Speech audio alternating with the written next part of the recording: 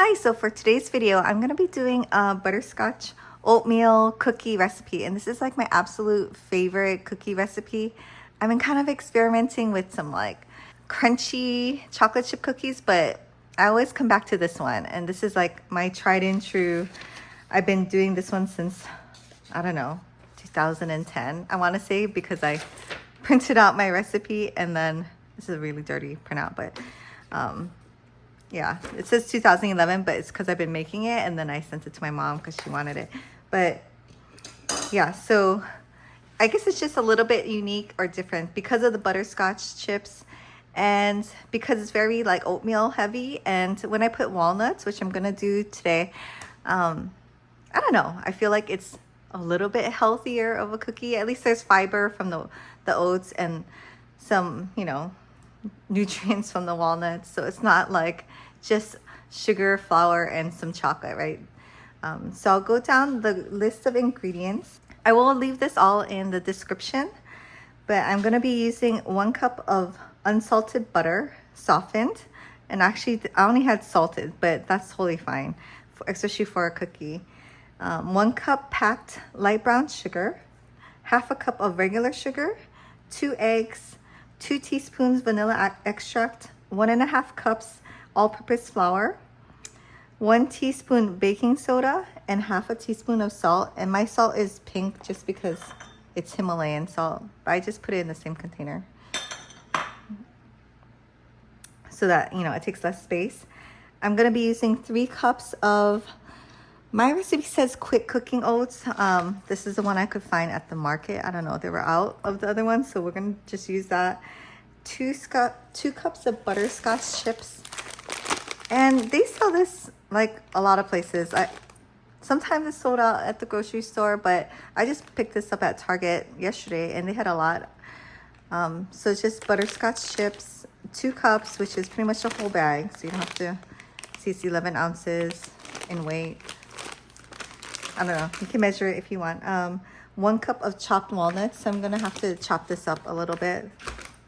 And the first thing you have to do is preheat your oven to 325. I'm using my stand mixer, but you could totally use like a whisk if you want to put in the effort.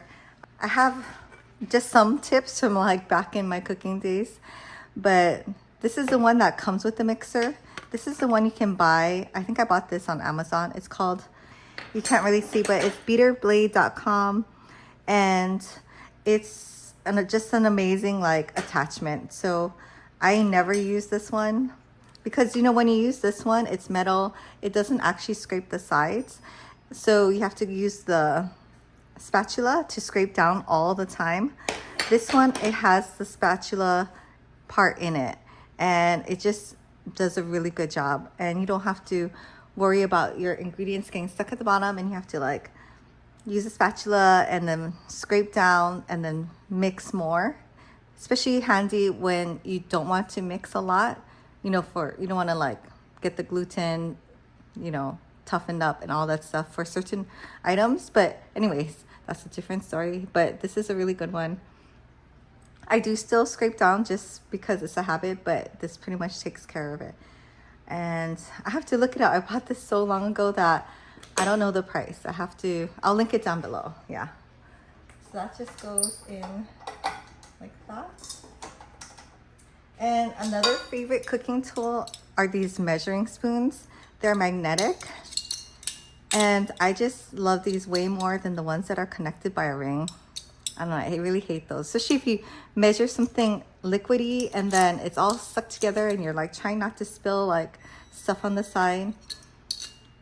Yeah, so this is a favorite, and it goes from 1/4 teaspoon all the way up to a tablespoon. So I just take out the ones that I need and put it on the side. I think I need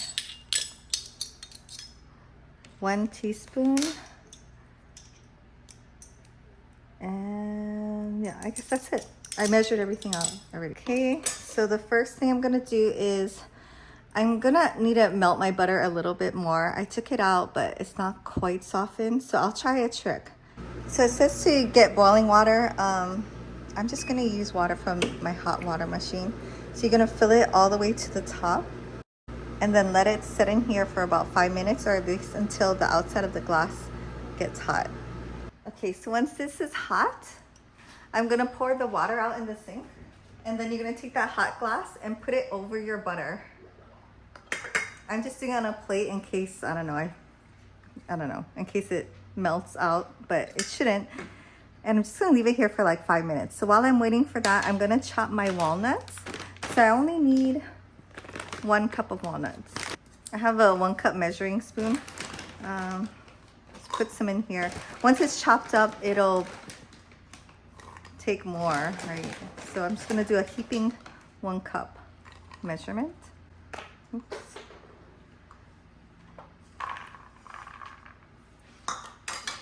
And I'm just gonna use a knife and rough chop this.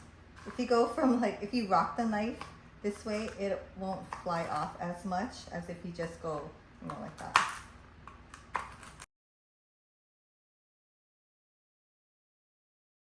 Okay, so this size is good. I like to see the walnuts in my cookie. I don't want it to be super fine, and you want it to be like about the same size as the oats, maybe a little bigger so you can see it. So that's it. Let's check on this butter. Okay, yeah, it seems way softer, especially in the middle. So that worked really quick. I don't know, that was like 2 minutes maybe. Okay, so now we're going to cream the butter and the sugar. And this is a really important step because this is what's gonna make your cookie like, not fluffy, but not rock solid either.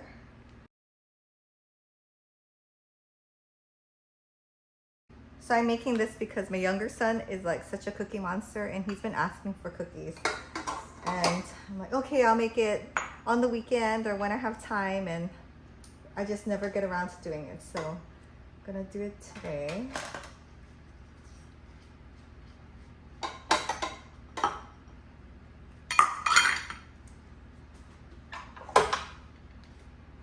So we're just gonna blend it or mix it until it's a light yellow color and everything's mixed in well.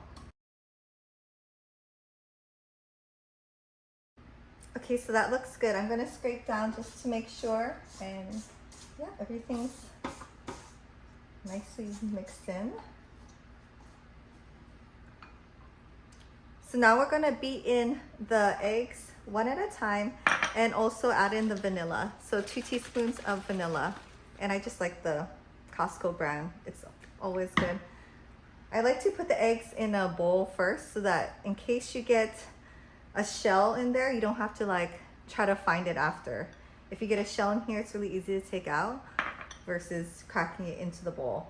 And sometimes you never know until afterwards too, when you're eating the cookie and there's a crunch. So just gonna do that. Okay, now we're gonna mix the dry ingredients in a separate bowl. I probably should just use a bigger bowl for this, and then we could have just added in the baking soda and salt on the side. It's really humid today, so everything's sticking. I'm just gonna use a small whisk and make sure everything's mixed well together. And the reason why you do this is so that it just gets more mixed in. I don't know. It would take probably like twice as long to get all the salt and the baking soda mixed in here if you don't do it this way, and you risk having the ingredients not in every like cookie. Okay, and now I guess I'll measure out the walnuts. Almost perfect, 1 cup. Okay, so I'm gonna incorporate this flour. I'm gonna measure out 3 cups of the oats.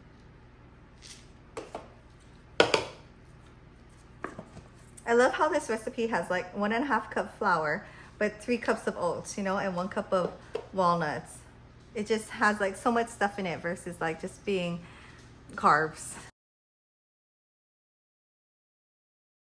So once you can't really see the flour, then you get your spatula and try to get off all the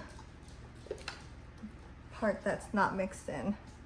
And if you can look in here, like not a lot is on the bottom that's not mixed because of this particular blade.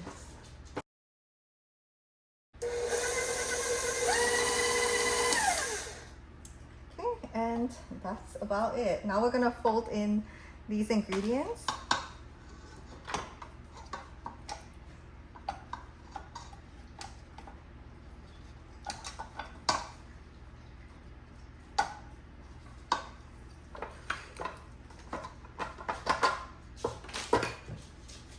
Just try to get all the dough off as much as you can.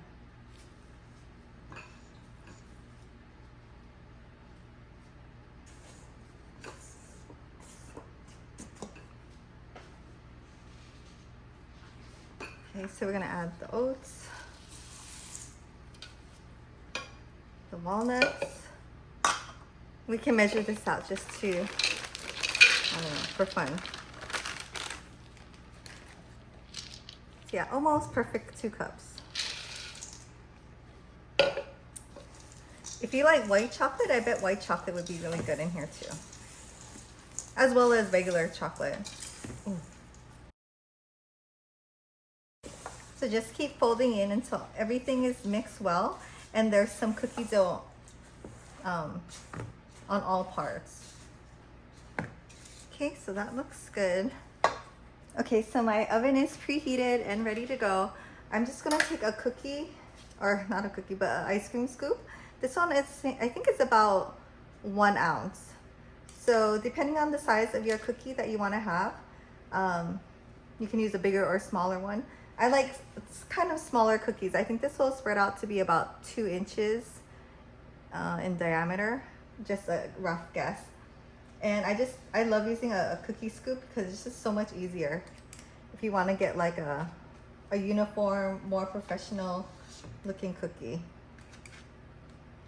So don't mind my well-loved baking sheet.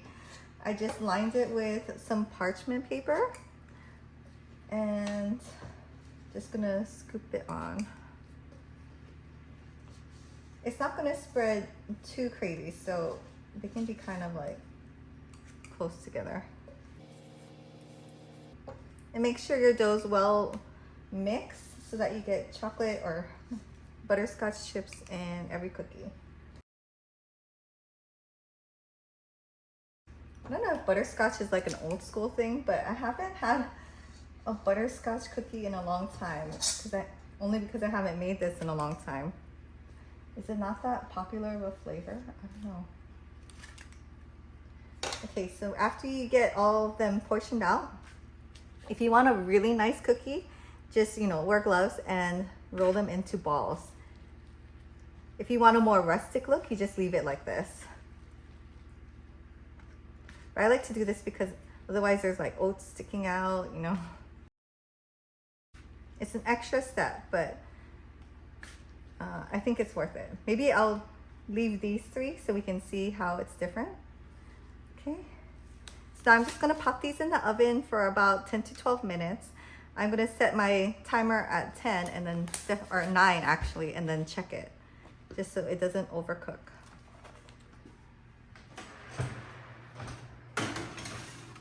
So while I'm waiting for the cookies to bake, I'm actually just gonna make a couple because it's really just for my son and my family. So I don't wanna make this whole batch and then have to eat all these cookies in like 3 or 4 days or however long, it takes to get stale in wherever you live. So I'm gonna freeze some. So I'll show you how I'm gonna do that. Okay, so just find something flat and sturdy that will fit in your freezer. My freezer space is kind of small, so I'm just gonna use this glass baking dish. I think it's 9 by 13. I'm gonna line it with some parchment paper. I buy this at Costco and it's such a good deal versus if you bought it at like a cooking store or at CVS or something. So now we're just gonna scoop out balls of dough and we're gonna freeze it. This is so handy if you want to give some cookies as gifts later on. I store it in the freezer. I guess they don't usually last very long, but you wouldn't want it to get frostbitten. So I don't know, maybe 3 months at the most. So I'm just portioning it out and I'm gonna roll them into nice little balls and line them up. Also, when you're freezing cookies, I recommend not making huge balls, just because when you take it out of the freezer and when you want to cook it, you're gonna preheat the oven again to 325 and then set it on your baking sheet and let it just not totally thaw out, but you don't want it to be like totally frozen either, otherwise it's gonna cook in a little ball. So let it thaw out a little. I would guess like 15-20 minutes and then throw it in the oven.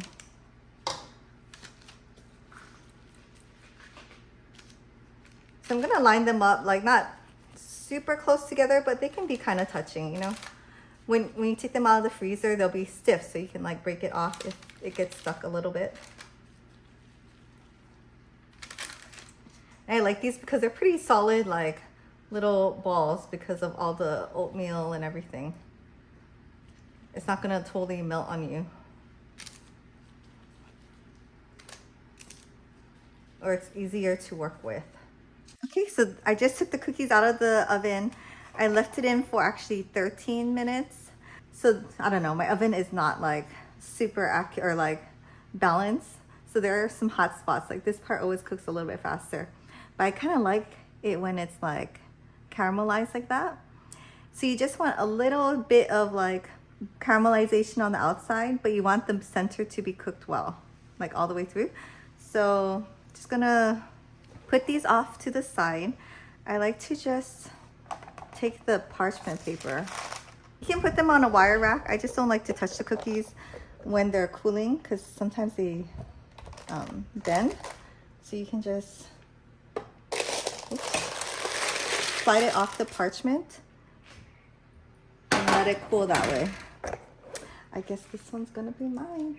But yeah, see, if you pick it up right now, it's very like pliable. So you don't really want that.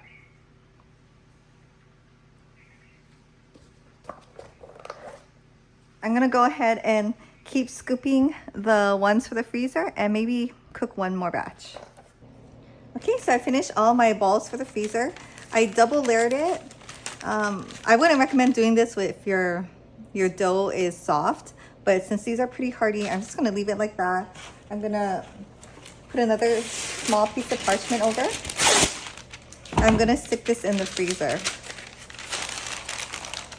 So I'll leave them in the freezer for maybe half a day, and then later on I'll come back and put them all in a Ziploc bag and line it up. And then of course label it with what it is and the date.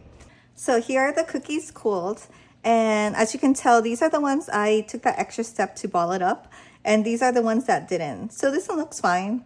That one looks okay, but sometimes you'll get like a little piece like this and it just doesn't look, I guess, as professionally made as if when you balled it up. Just a little tip from cooking school. When they're nice and cooled, and if you let it caramelize a little bit, they'll be kind of crunchy on the outside and soft in the middle, which is like perfect. And I already ate the one that fell on the side because I know I just wiped the counter. And it's such the right balance of like the oats that gives it like a heartier, like a more fulfilling or satisfying like bite, and with the walnuts. And the butterscotch chips are actually like really sweet, so it kind of balances that out. So I don't know, I'm biased, but this is like my favorite. And if you switch it out or use the semi-sweet chocolate, it won't be as sweet as the butterscotch.